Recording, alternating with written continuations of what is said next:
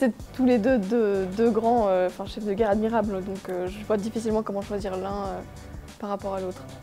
Catlino, parce que d'abord il est de chez moi et ensuite parce que ça a été un vrai chef chrétien, même si j'aime bien le côté un peu panache et jouisseur de charrette.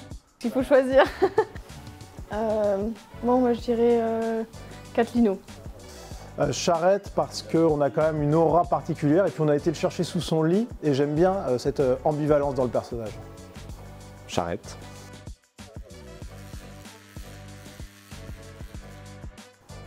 Orwell. Allez, Orwell.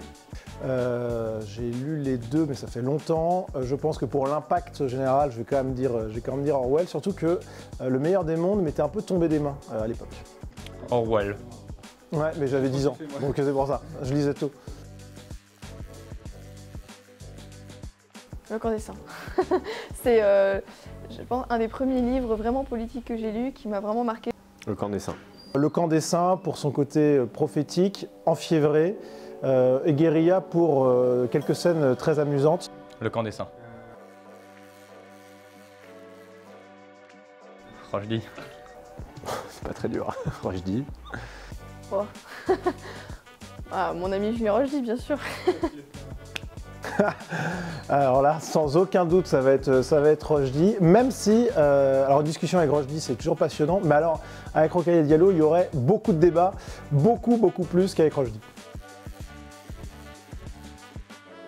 Honnêtement, de plus en plus pessimiste, mais je crois que la flamme de l'optimisme est quand même quelque chose qui me caractérise et que je garde, mais vu la situation, parfois on est un petit peu tenté d'être pessimiste, mais optimiste malgré tout parce que c'est ce que je suis au fond. Optimiste. Pessimiste actif. Les choses sont pas prêtes de s'arranger, mais on va tout faire pour inverser le sens de l'histoire. Optimiste, toujours. Sans optimisme, il n'y a pas de victoire.